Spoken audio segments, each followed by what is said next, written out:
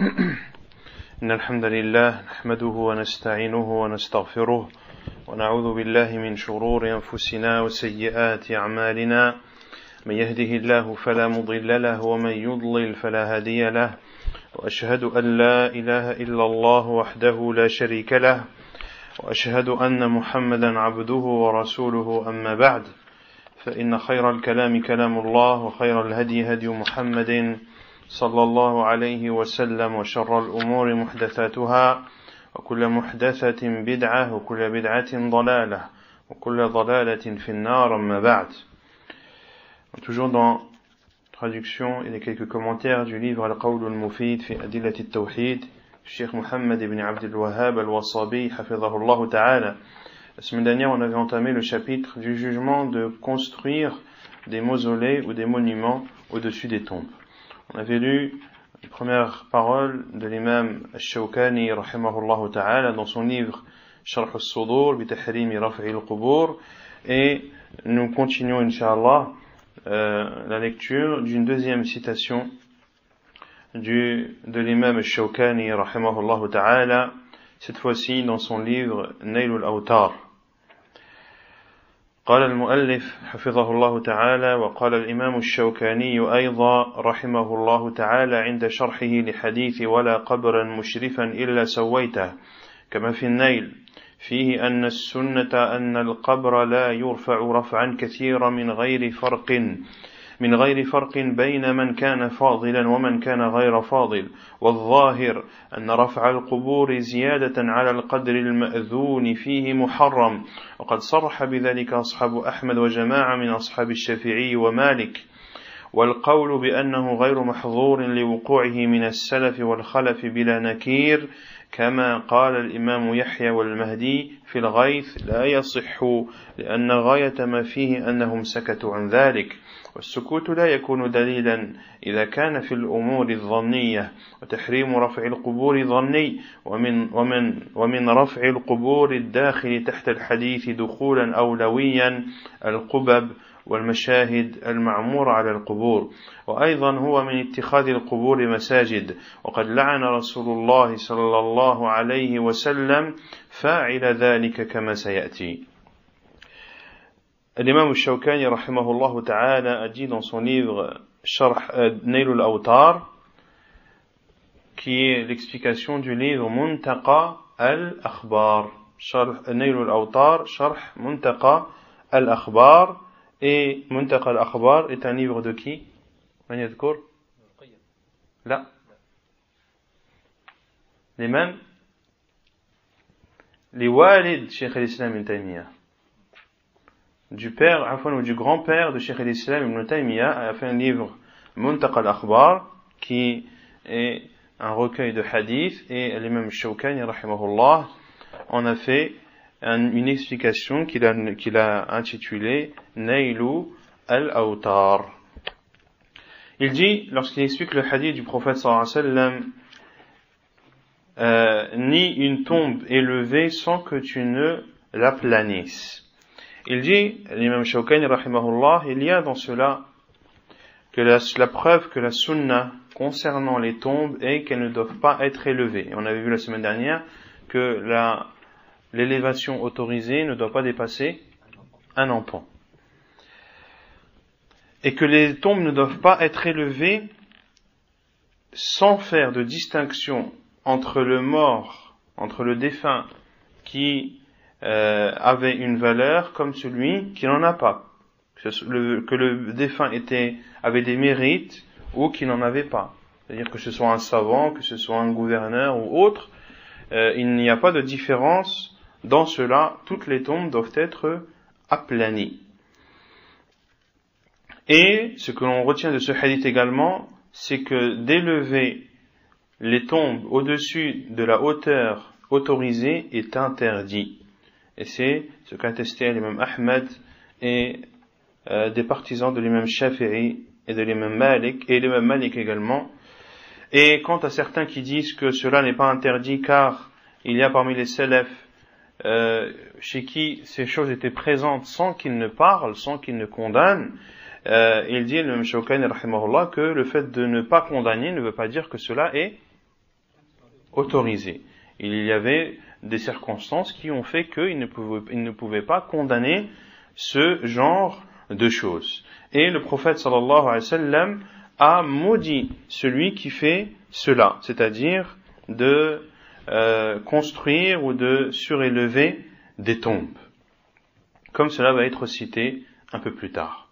وكم قد سرى عن تشييد أبنية القبور وتحسينها من مفاسد يبكي لها الإسلام منها اعتقاد الجهلة لها كاعتقاد الكفار للأصنام وعظم ذلك فظنوا أنها قادرة على جلب النفع. Mais je pense que la traduction française, vous ne retrouvez pas ce chapitre. Il n'y a eu qu'une citation de l'imam Shawkani qui a été traduite. La deuxième ne l'est pas. Peut-être que lorsqu'ils ont traduit le livre, il n'y avait pas encore cet ajout dans l'édition qu'ils avaient entre leurs mains. Wallahu alam. Donc, inutile de chercher, vous ne le trouverez pas. طيب.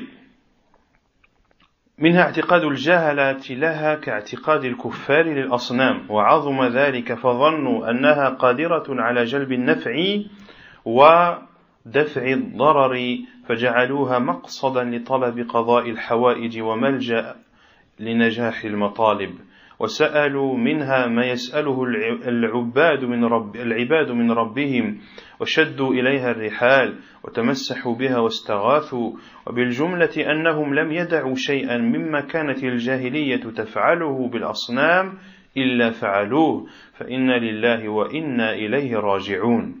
Et le prophète alayhi salatu wassalam a donc maudit celui qui construit des mausolées ou des monuments ou mosquées au-dessus des tombes. Et combien de mal ont apporté les mausolées et tout ce qui est construit au-dessus des tombes. Cela a apporté de nombreux mal qui font pleurer. Parmi ces égarements, le fait que des ignorants considèrent une croyance vis-à-vis de ces tombes identique à la croyance qu'avaient les polythéistes vis-à-vis de leur statue, en pensant que ceux qui sont enterrés ont un pouvoir d'apporter un bien ou de repousser un mal, et ils font de ces tombes des endroits vers lesquels ils se dirigent pour pouvoir avoir ou obtenir les choses dont ils ont besoin. Et ils demandent à ces morts enterrés dans leur tombe, ils demandent des choses que les serviteurs demandent à Allah subhanahu wa ta'ala.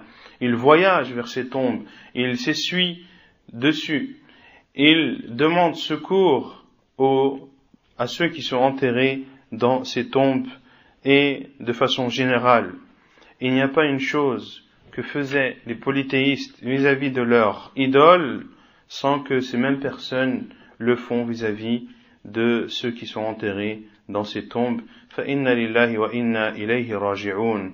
Et c'est à Allah que nous appartenons et c'est vers lui que nous retournerons. ومع هذا المنكر الشنيع والكفر الفظيع لا نجد من يغضب لله ويغار حمية للدين الحنيف لا عالما ولا متعلما لا أميرا ولا وزيرا ولا ملكا. وقد توارد إلينا من الأخبار ما لا يشك معه أن كثيرا من هؤلاء القبوريين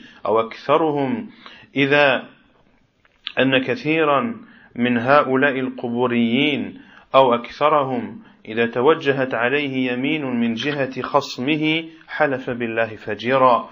فإذا قيل له بعد ذلك احلف بشيخك ومعتقدك الولي الفلاني تلعثم وتلكأ وأبى واعترف بالحق. وهذا من أبين الأدلة الدالة على أن شركهم قد بلغ فوق شرك من قال إنه تعالى اثنين أو ثالث ثلاثة. Puis l'imam Shawkani rahimahullah continue en disant: et malgré ce mal immense et cette mécréance abominable, nous ne trouvons pas qui s'énerve pour Allah et qui est pris de ghayrah, de jalousie vis-à-vis de cette religion immense, ni savant, ni étudiant, ni émir, ni ministre, ni roi, et beaucoup d'informations nous sont parvenus, qui ne laissent aucun doute sur le fait que beaucoup de ceux qui adorent les tombes, ou la plupart d'entre eux, lorsque ils sont en désaccord avec une personne et qu'on leur demande de jurer, ils jurent par Allah sans aucun scrupule. Mais lorsqu'on lui dit par la suite, jure par ton cher untel, ou par la croyance que tu as vis-à-vis de tel et tel saint, alors il hésite, alors il refuse et admet la vérité. Et ceci est une preuve des plus parlantes, qui prouve que leur polythéisme a atteint un degré supérieur de celui qui dit qu'Allah est deux ou qu'Allah est un des trois. Autrement dit, des chrétiens. فيا علماء الدين ويا ملوك المسلمين أي رزء للإسلام أشد من الكفر وأي بلاء لهذا الدين أضر عليه من عبادة غير الله وأي مصيبة يصاب بها المسلمون تعدل هذه المصيبة وأي منكر يجب إنكاره إن لم يكن إنكار هذا الشرك البين واجبا لقد أسمعت لو ناديت حيا ولكن لا حياة لمن تنادي ولو نارا نفخت بها أضاءت ولكن أنت تنفخ في رمادي انتهى وقد نقل هذا الإمام المحدث الألباني في كتابه أحكام الجنائز وقال شيخ الإسلام ابن تيمية رحمه الله في كتابه اقتضاء الصراط المستقيم وهذه المشاهد الباطلة إنما وضعت مضاهاة لبيوت الله وتعظيما لما لم يعظمه الله وعكوفا على أشياء لا تنفع ولا تضر وصدا للخلق عن سبيل الله. Et l'imam Shawkani rahimahullah de conclure en disant: ô vous les savants de la religion et ô vous les rois des musulmans, quel malheur pour l'islam est plus grand que la mécréance, et quelle épreuve pour cette religion est plus néfaste que d'adorer autre qu'Allah, et quel malheur est équivalent et quel malheur touchant les musulmans est équivalent à ce malheur, et quel mal doit être condamné plus que ce polythéisme qui est flagrant. Et il cite deux vers de poésie où je traduis le sens. لقد أسمعت لو ناديت حيا ولكن لا حياة لمن تنادي. Tu aurais pu te faire entendre si celui que tu appelais était vivant, mais point de vie pour celui que tu appelles. Autrement dit, ces personnes qui adorent les tombes, lorsque tu leur parles et lorsque tu les exhortes, eh bien, ils sont tellement dans leur égarement que ils ne prêtent pas attention à tes paroles. Tu aurais pu te faire entendre si celui que tu appelais était vivant, mais point de vie pour celui que tu appelles. Et si tu soufflais sur du feu, effectivement, il aurait éclairé, mais tu souffles sur de la poussière. Mais tu souffles sur de la poussière. Ainsi, celui qui souffle dans de la poussière, est-ce qu'il peut éclairer? Non. Au contraire, il va rajouter de l'obscurité et du flou. Et Cheikh Mohammed ibn Abdel Wahhab al-Wasabi, hafidhahullah ta'ala, dit, et l'imam al-Albani, rahimahullah, dans son livre Ahkam al-Janaiz, les règles funéraires, à la page 265, a cité ces deux paroles de l'imam al-Shawkani, ou a cité la dernière de celle-ci. Donc pour ceux qui veulent retourner aux détails, qu'ils retournent au livre de Cheikh al-Albani, les règles ou les jugements des règles funéraires. Et Cheikh al-Islam ibn Taymiyyah rahimahullah, dans son livre Iqtida as-Sirat al-Mustaqim, a dit: et ces endroits pleins de fausseté et nuls ont été mis en place pour combattre les maisons d'Allah et pour immensifier une chose qu'Allah n'a pas immensifiée, et pour retourner ou s'accrocher sur des choses qui n'apportent aucun bénéfice et ne repoussent donc un mal, et il conclut en disant rahimahullah, et également toutes ces choses, c'est-à-dire tout ce qui construit au-dessus des tombes, et toutes ces tombes qui sont adorées et vénérées, tout ceci a été mis en place pour détourner les créatures du sentier d'Allah subhanahu wa ta'ala. Est-ce que c'est clair? طيب. ثم قال المؤلف حفظه الله تحريم الصلاة إلى القبور, l'interdiction de prier en direction d'une tombe. عن أبي مرثد الغنوي رضي الله تعالى عنه قال قال رسول الله صلى الله عليه وسلم لا تصلوا إلى القبور ولا تجلسوا عليها أخرجه مسلم. قلت النص صريح في تحريم الصلاة إلى القبور وفي تحريم الجلوس عليها كما هي القاعدة الأصولية الأصل في النهي التحريم إلا لصارف ولا صارف له هنا فليتق الله رجال يخالفون أوامر الله وأوامر رسول الله صلى الله عليه وسلم وليتذكروا قول الله سبحانه وتعالى فليحذر الذين يخالفون عن أمره أن تصيبهم فتنة أو يصيبهم عذاب أليم. Selon Abu Marthad al-Ghanawi radiyallahu anhu, il dit que le prophète sallallahu alayhi wa sallam a dit ne priez pas en direction d'une tombe et ne vous asseyez pas dessus, rapporté par Muslim.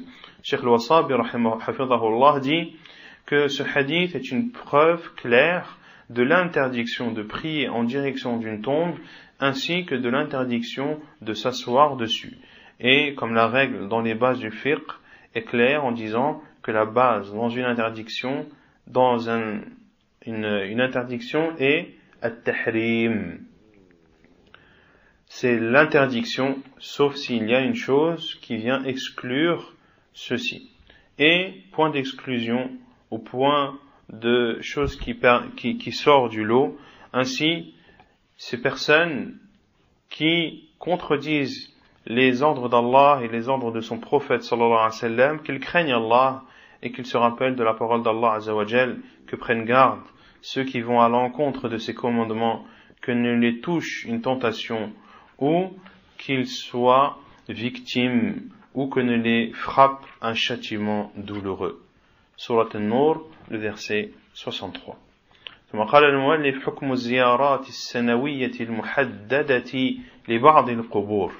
Le jugement des visites annuelles spécifiques à certaines tombes.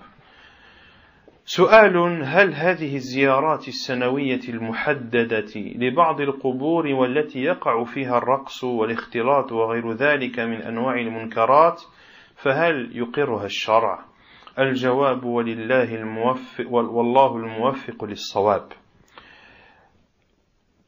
الشيخ الوصابي حفظه الله cite une fatwa de Cheikh al-Islam ibn Taymiyyah rahimahullah dans son livre Majmou' al-Fatawa, le volume 1, page 165-166, une question qui a été posée à Cheikh al-Islam ibn Taymiyyah rahimahullah et à laquelle il apporte une réponse précise et détaillée sur le jugement de visiter des tombes de façon annuelle, ça peut être plus ou moins. La question qui lui a été posée est: est-ce que ces visites annuelles bien précises qui concernent certaines tombes et dans lesquelles on y danse et ces lieux dans lesquels les hommes et les femmes sont mélangés et bien d'autres choses qui sont mauvaises, est-ce que l'islam, est-ce que la législation accepte cela? La réponse: إن هذه الزيارات السنوية المحددة لبعض القبور والتي يقع فيها الرقص والاختلاط وغير ذلك من أنواع المنكرات لا يقرها الشرع بل هي من الأمور المحدثة في الدين والعادات السيئة التي ما أنزل الله بها من سلطان.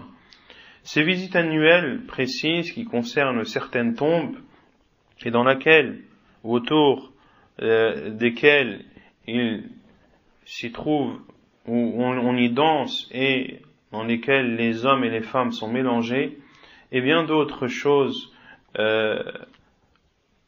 reprochables et qui font partie des maux, n'est pas accepté par la religion. Et cela fait partie des choses innovées en islam. Et cela fait partie des mauvaises coutumes qui ne sont soutenues par aucune preuve révélée par Allah subhanahu wa ta'ala.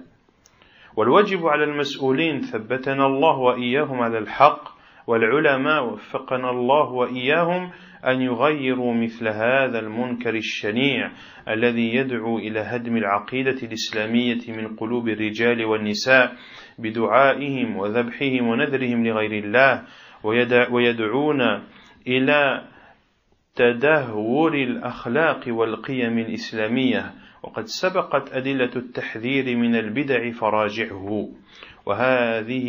وهذه من البدع لكونهم خصوا زمانا ومكانا وقبرا بدون دليل شرعي وقد ينضم إليها بعض المنكرات والشركيات والعياذ بالله ثم اعلموا وفقني الله وإياكم أن زيارة القبور تنقسم إلى 3 أقسام وهي كما يلي. Puis, Cheikh al-Islam, rahimahullah, continue en disant, et il est du devoir des responsables, c'est-à-dire de ceux qui ont le pouvoir, qu'Allah me raffermisse et les raffermisse dans la vérité, comme il est du devoir des savants, qu'Allah me guide vers la vérité, ainsi que eux, de changer et de condamner ces choses mauvaises qui appellent à la destruction de la croyance musulmane du cœur des hommes et des femmes. Ceci dans leur invocation, dans leur sacrifice, dans leurs vœux pour autre qu'Allah. Et ceci appelle à la chute et à la destruction des comportements et des valeurs musulmanes. Et les preuves pour mettre en garde contre les innovations sont nombreuses, retournent à celles-ci, et ceci fait partie des innovations, car ils ont spécifié un moment de l'année, un lieu et une tombe sans qu'il n'y ait dans cette spécification une preuve dans la religion. Ajouter à cela, ou s'ajoute à cela, certaines choses interdites et des actes qui font partie du polythéisme, qu'Allah nous en préserve. Puis sachez qu'Allah me guide ainsi que vous dans la vérité, que la visite des tombes se divise en 3 et elles sont comme suit.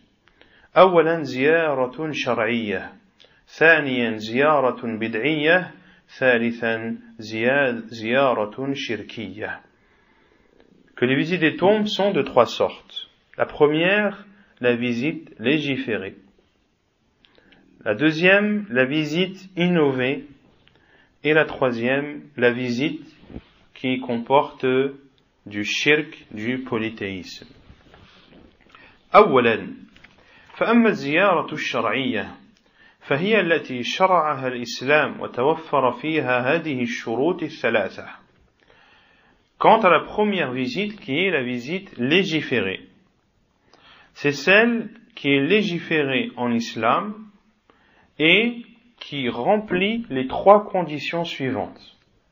أولا أن لا يشد الرحال إليها. Premièrement, de ne pas voyager vers celle-ci, c'est-à-dire de ne pas partir d'un pays à un autre uniquement pour aller voir cette tombe.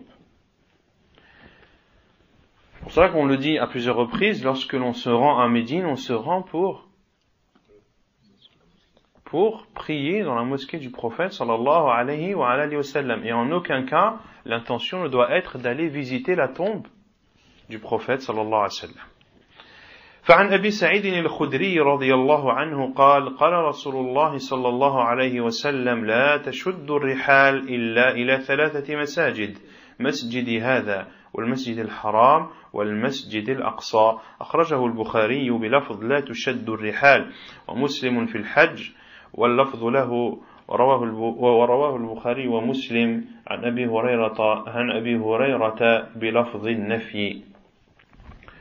Et la preuve de cette première condition est le hadith d'Abu Sa'id al-Khudri radiyallahu anhu qui dit que le prophète sallallahu alayhi wa sallam a dit ne voyagez que vers 3 mosquées. Ma mosquée-ci, la mosquée de la Mecque, la mosquée sacrée, c'est-à-dire de la Mecque, et la mosquée de Jérusalem, apportée par Al-Bukhari et Muslim. ثانيا أن لا يقول الزائر هجرا. Deuxième condition, que le visiteur ne dise pas des paroles malsaines, indécentes, immorales. عن بريدة رضي الله عنه قال قال رسول الله صلى الله عليه وسلم نهيتكم عن زيارة القبور فزوروها أخرجه مسلم والنسائي في الجنائز بلفظ نهيتكم عن زيارة القبور فمن أراد أن يزور فليزر ولا تقولوا هجرا وإسناده صحيح وقوله صلى الله عليه وسلم ولا تقولوا هجرا الهجر بضم الهاء هو الكلام الفاحش راجع إن شئت النهاية لابن الأثير. Selon Burayda radiyallahu anhu, le prophète sallallahu alayhi wa sallam a dit: je vous avais interdit de visiter les tombes, maintenant visitez-les. Hadith rapporté par Muslim et An-Nasa'i. Et dans la version de l'imam An-Nasa'i, le prophète sallallahu alayhi wa sallam a dit: je vous avais interdit de visiter les tombes, maintenant celui qui veut les visiter, qu'il les visite, et ne dites pas des paroles malsaines, indécentes, immorales. Al-hujru, en arabe, c'est la parole indécente, immorale. Et celui qui veut la définition plus complète, qu'il retourne au livre de l'imam Ibn al-Athir, An-Nihaya.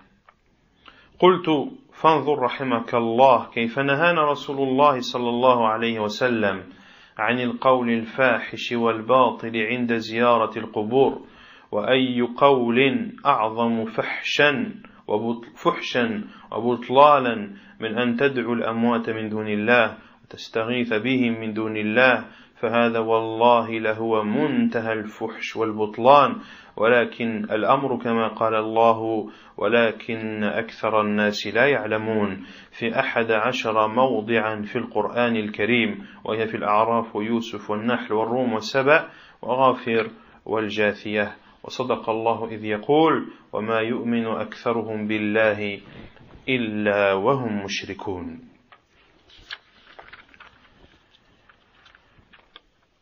Cheikh al-Wasabi hafidhahullah dit en commentaire, en guise de commentaire sur le hadith de Burayda: regarde qu'Allah te fasse entrer dans sa miséricorde. Comment le prophète sallallahu alayhi wa sallam nous a interdit de dire des paroles malsaines et indécentes et fausses lorsque l'on rend visite aux tombes. Et quelle parole est plus indécente et quelle parole est plus fausse que d'invoquer des morts en dehors d'Allah et d'implorer d'eux le secours en dehors d'Allah. Ceci, par Allah, est le summum de l'indécence et de la fausseté, mais le sujet est comme Allah Azza wa Jalla l'a dit, mais la plupart des gens ne savent pas. Comme Allah Azza wa Jalla l'a dit dans 11 endroits du Coran, qui sont Surat Al-A'raf, le verset 187, Surat Yusuf, les versets 21, 40 et 68, Surat Al-Nahl, le verset 38, Surat Al-Rum, les versets 6 et 30, Surat Saba, les versets 28 et 36, Surat Ghafir, les versets 57, et Surat Al-Jathiyah, le verset 26. Dans tous ces versets, Allah Azza wa Jalla dit, mais la plupart des gens ne savent pas. Et Allah Azza wa Jalla dit vrai, lorsqu'il a dit, et la plupart d'entre eux ne croient en Allah qu'en lui donnant des associés. Wal'iyadu billah. Et la plupart d'entre eux ne croient en Allah qu'en lui donnant des associés.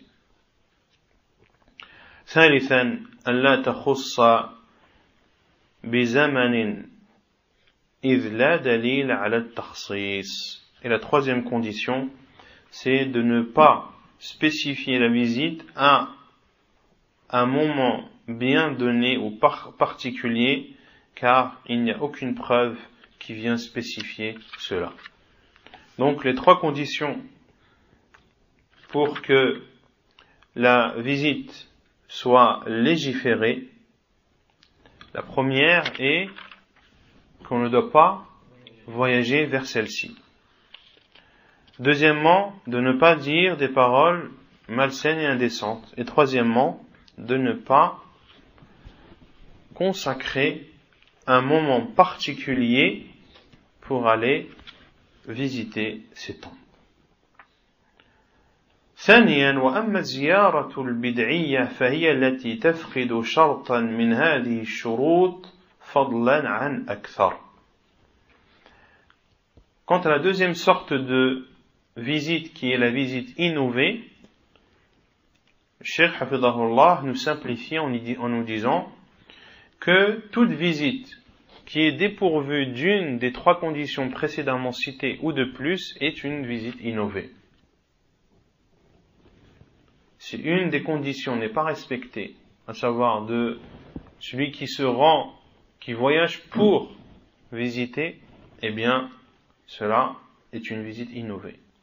Ou lorsqu'il ne voyage pas pour cette tombe, pour autre chose, mais une fois arrivé, il consacre un moment particulier, je sais pas, il dit tout le temps, après la Asr, je rends visite, en considérant que c'est ainsi qu'il faut faire.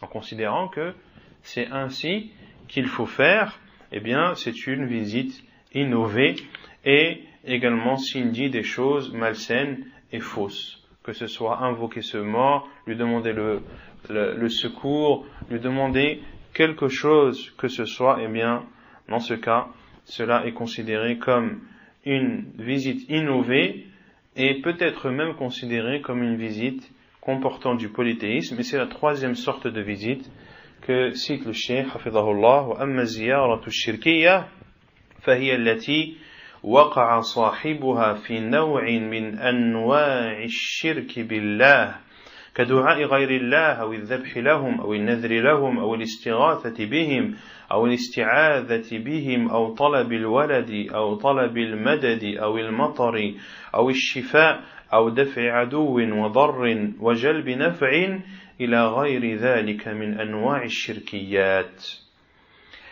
Et la troisième sorte de visite des tombes, qui est une visite considérée comme comportant du polythéisme, c'est celle dans laquelle celui qui visite commet des actes qui font partie du polythéisme, comme d'invoquer autre qu'Allah, comme de sacrifier pour les morts, pour le mort, ou de faire des vœux qui leur sont voués, ou de leur demander le secours, ou de demander leur protection, ou de leur demander des enfants, ou de leur demander assistance, ou de leur demander la pluie, ou de leur demander la guérison, ou de leur demander de repousser un ennemi ou un mal, ou d'apporter un bien, et toutes sortes d'actes qui font partie du polythéisme, wal'iyadhu billah.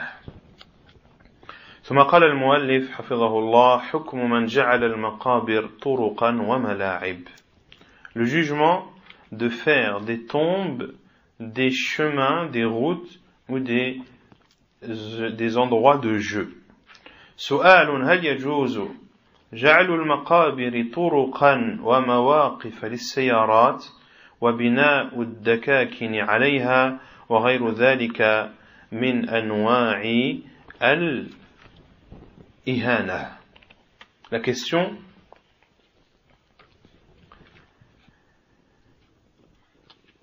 est-ce qu'il est autorisé de faire des cimetières, des routes, des chemins que traversent les gens, ou d'en faire des parkings de voitures, ou de construire dessus des locaux commerciaux, ou toute autre chose qui font partie des moyens de rabaissement. الجواب والله الموفق للصواب أن الاعتداء والظلم حرام سواء كان على الأحياء أو على الأموات بل إنه على الأموات أشد حرمة لهذين الحديثين النبوين الشريفين. أولا عن أبي هريرة رضي الله عنه قال قال رسول الله صلى الله عليه وسلم لأن يجلس أحدكم على جمرة فتحرق ثيابه فتخلص إلى جلده خير له من أن يجلس على قبر أخرجه مسلم. والثاني عن عقبة بن عامر رضي الله عنه قال قال رسول الله صلى الله عليه وسلم لأن أمشي على جمرة أو سيف أو أخصف نعلي برجلي أحب إلي من أن أمشي على قبر مسلم وما أبالي أوسط القبور قضيت حاجتي أو وسط السوق. رواه ابن ماجه بإسناد صحيح. انظر الجامع الصحيح الشيخ مقبل حفظه الله تعالى. قلت وعليه فلا يجوز لمسلم يؤمن بالله واليوم الآخر أن يؤذي أخاه المسلم حيا كان أو ميتا، وعلى الدولة أن تمنع الظلمة الذين يتخذون المقابر طرقا وأسواقا ومجالس عليها يتكئون، وعلى العلماء بيان الحق الذي عليهم والله الموفق. Concernant le jugement de faire des tombes, des chemins, des routes ou des stations ou des parkings de voitures et d'y construire des locaux commerciaux, des boutiques commerces. La réponse est que de porter atteinte et d'être injuste est interdit. Ceci, que tu sois injuste ou que tu portes offense aux vivants comme aux morts. Et il est même plus grave de porter atteinte aux morts. Et la preuve sont ces deux hadiths du prophète sallallahu alayhi wa sallam. Le premier, le hadith d'Abu Hurairah radiyallahu anhu, dans lequel le prophète sallallahu alayhi wa sallam a dit que l'un d'entre vous s'assied sur une braise de feu qui brûlerait ses vêtements jusqu'à brûler sa peau serait meilleur pour lui que de s'asseoir sur une tombe. Hadith rapporté par Muslim dans son Sahih. Et le second hadith est le hadith de Uqba ibn Amir radiyallahu anhu, qui dit que le prophète sallallahu alayhi wa sallam a dit de marcher sur une braise ou de marcher sur une épée ou de coudre mes sandales à mes pieds est plus aimé chez moi que de marcher sur la tombe d'un musulman. Et il est identique de faire ses besoins dans un cimetière, au milieu d'un cimetière, que de faire son besoin au milieu d'un marché. Est-ce que quelqu'un ferait ses besoins au milieu d'un marché? Non. Cela est grave, cela est honteux et humiliant. Eh bien, cette gravité et cette humiliation est identique s'il faisait ses besoins au milieu d'un cimetière où il n'y a, la plupart du temps, personne, surtout dans les heures creuses. Et Cheikh Al-Wasabi hafidahullah dit, ainsi il est interdit aux musulmans qui croient en Allah et au jour dernier de porter atteinte à son frère musulman, qu'il soit vivant ou mort, et les pays, les gouvernements doivent interdire à ces injustes qui ont fait des tombes, des routes, des chemins, ou qui en ont fait des marchés, ou qui en ont fait des lieux de rassemblement, d'interdire cela. Regardez le juste milieu des gens de la Sunna. D'un côté, ils interdisent l'excès vis-à-vis des morts, mais cela ne veut pas dire que les morts ne sont pas respectés. Au contraire, comme on l'a vu, les morts doivent être respectés plus que les vivants. Car beaucoup disent, regardez, ces wahhabis, ils interdisent d'aller se rendre dans la tombe de tel et tel saint. Pour eux, les morts n'ont aucune valeur, ils n'ont aucun respect, ils sont dénigrés, ils sont humiliés, etc., etc. Non, la réponse est non. Le musulman est respecté, vivant comme mort, mais de le respecter, c'est de lui donner sa juste valeur. Et de le respecter, c'est de visiter sa tombe conformément à la sunna du prophète sallallahu alayhi wa ala alihi wa sallam, et non pas de faire de cette visite une visite innovée et voir, comme malheureusement on le constate dans beaucoup de pays, voir des visites qui comportent du polythéisme wal iyadhu billah. قال شيخ الإسلام ابن تيمية رحمه الله في الاقتضاء: فإن قبر المسلم له من الحرمة ما جاءت به السنة، إذ هو بيت المسلم الميت، فلا يترك عليه شيء من النجاسات بالاتفاق، ولا يوطأ ولا يداس ولا يتكأ عليه عندنا وعند جمهور العلماء، ولا يجاور بما يؤذي الأموات من الأقوال والأفعال الخبيثة، ويستحب عند إتيانه السلام على صاحبه والدعاء له، وكلما كان الميت أفضل كان حقه أوكد. Cheikh l'Islam Ibn Taymiyyah rahimahullah a dit dans son livre Al-Iqtida, Iqtida al-Sirat al-Mustaqim, la tombe du musulman a un caractère sacré conformément à ce qui est rapporté dans la Sunna, car c'est la maison du musulman défunt. La tombe, c'est la maison du musulman défunt. Ainsi, on ne doit laisser dans celle-ci ni impureté. On ne doit pas la piétiner, marcher dessus. On ne doit pas l'humilier. On ne doit pas s'accouder dessus et s'asseoir dessus, comme c'est notre avis et l'avis de la majorité des savants. Et de ne pas faire et de ne pas commettre des choses qui pourraient porter atteinte aux morts, que ce soit des paroles ou des actes malsains. Et il est recommandé lorsque l'on rend visite à ces morts, de leur passer le salam et d'invoquer en leur faveur. Et plus le défunt a de la valeur, et plus ses droits sont avérés. وقال العلامة الألباني رحمه الله في أحكام الجنائز: ومنه تعلم تحريم ما ترتكبه بعض الحكومات الإسلامية من درس بعض المقابر الإسلامية ونبشها من أجل التنظيم العمراني دون أي مبالاة بحرمتها أو الاهتمام بالنهي عن وطئها وكسر عظامها ونحو ذلك، ولا يتوهمن أحد أن التنظيم المشار إليه يسوغ مثل هذه المخالفات. كلا، فإنه ليس من الضروريات، وإنما هو من الكماليات التي لا يجوز بمثلها الاعتداء على الأموات، فعلى الأحياء أن ينظموا أمورهم دون أن يؤذوا موتاهم. Cheikh Mohammed Nasiruddin al-Albani rahimahullah a dit dans son livre Ahkam al-Janaiz, qui est un des meilleurs livres écrits concernant les règles funéraires: ainsi tu as pris connaissance de l'interdiction de ce que font certains gouvernements musulmans en supprimant et en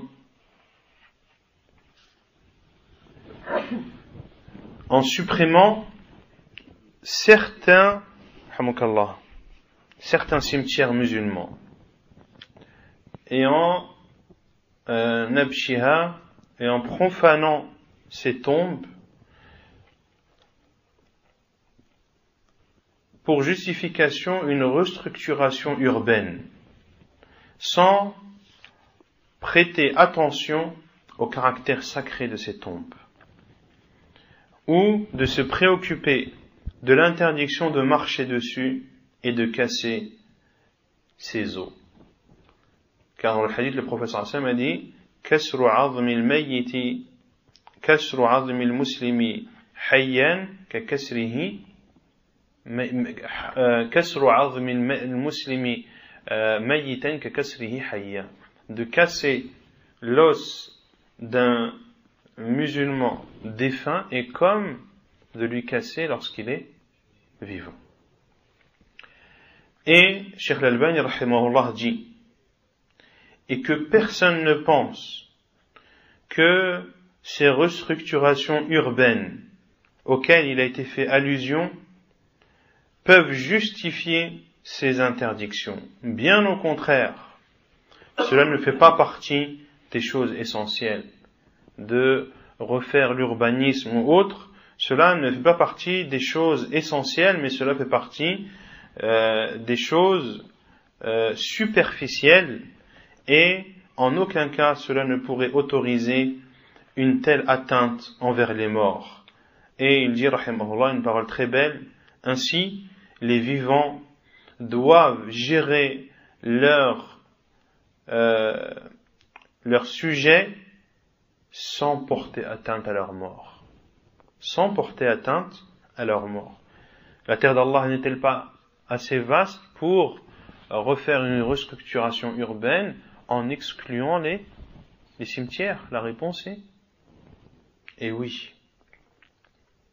ومن العجائب التي تلفت النظر أن ترى هذه الحكومات تحترم الأحجار والأبنية القائمة على بعض الموتى أكثر من احترامهم للأموات أنفسهم، فإنه لو وقف في طريق التنظيم المزعوم بعض هذه الأبنية من القباب أو الكنائس ونحوها تركتها على حالها وعدلت من أجلها خارطة التنظيم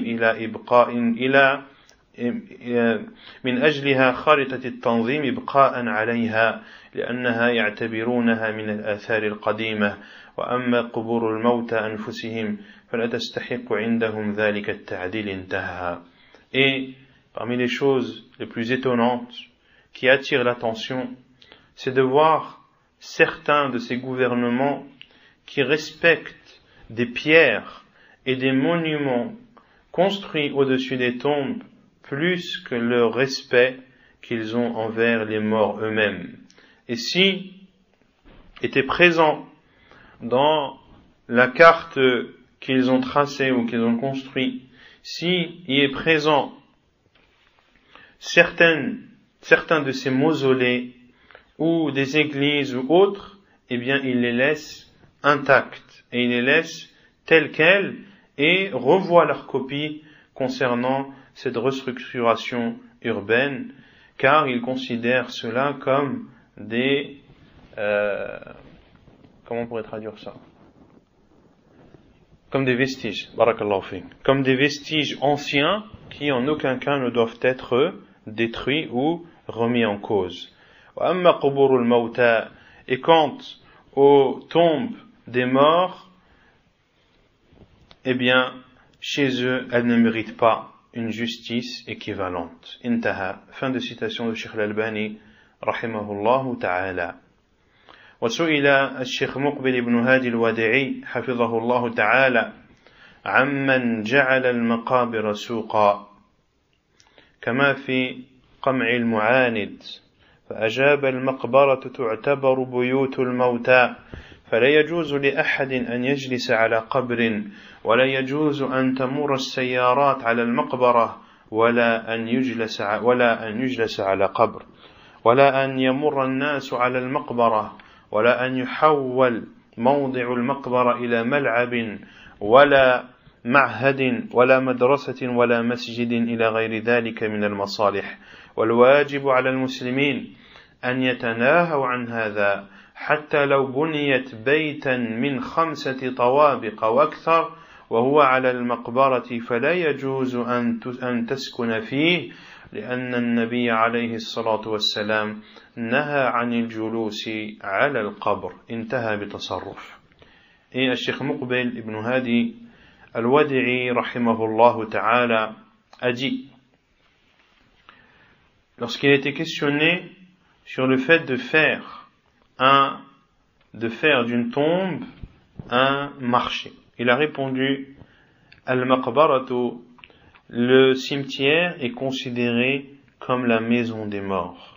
Ainsi, il est interdit de s'asseoir sur une tombe, comme il est interdit aux voitures de passer sur des cimetières. il est interdit également aux gens de faire du cimetière un endroit de passage, ni de changer et de faire d'un cimetière un endroit de jeu ou un centre ou une école ou une mosquée ou toute autre chose qui a un bénéfice ou qui apporterait un bénéfice.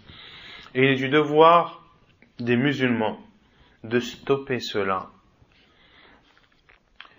Même si une maison de 5 étages était construite sur un cimetière, il serait interdit d'y résider, car le prophète sallallahu alayhi wa sallam a interdit de s'asseoir sur une tombe. ثم قال المؤلف حفظه الله تعالى تحريم أذية المسلمين. Puis, Cheikh al-Wasabi حفظه الله ouvre le chapitre de l'interdiction de porter atteinte aux musulmans.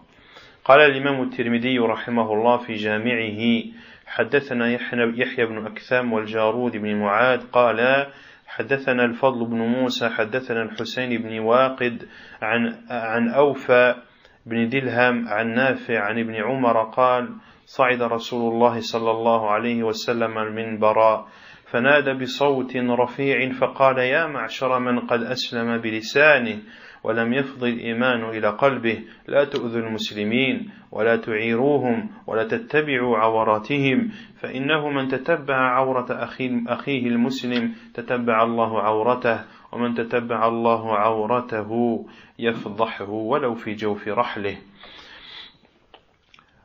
ولو في جوف رحله.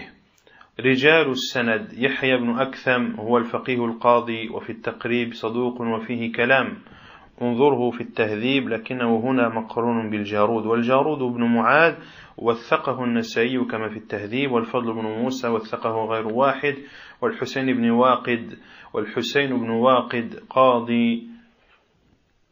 قاضي مر وثقه يحيى ابن معين وقال أبو زرعة والنسائي ليس به بأس انظر التهذيب وأوفى بن دلهم وثقه النسائي ونافع هو مولى عبد الله بن عمر قال في التقريب ثقة ثبت فقيه وابن عمر هو عبد الله بن عمر صحابي ابن صحابي.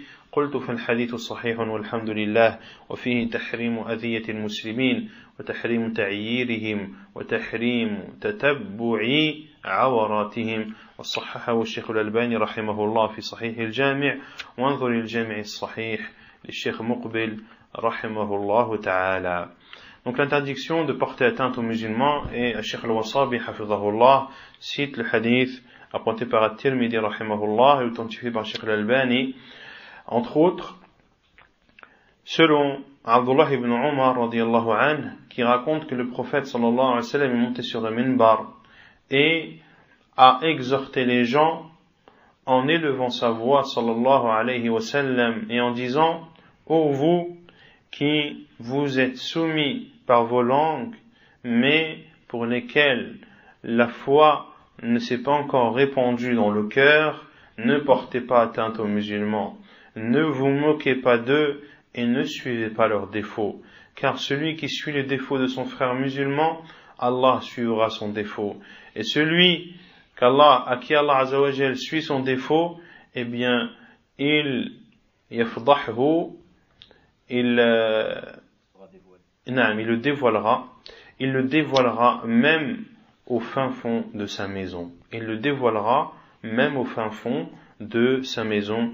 Et Cheikh al-Wasabi hafidhahullah dit que ce hadith est authentique et qu'il est clair dans le fait qu'il est interdit de porter atteinte aux musulmans, il est interdit de se moquer de lui, comme il est interdit de suivre ses défauts. ونكتفي بهذا القدر سبحانك اللهم وبحمدك أشهد أن لا إله إلا أنت أستغفرك وأتوب إليك. Et le prochain cours, Inch'Allah, sera le dernier cours de ce livre Al-Qawl al-Mufid fi Adillati at-Tawhid. Et comme je vous l'avais annoncé à plusieurs reprises, le prochain livre que l'on fera, Inch'Allah ta'ala, sera Al-Mulakhas et Sharh Kitab al-Tawhid, Cheikh Salih ibn Fawzan al-Fawzan, hafidhahullah ta'ala.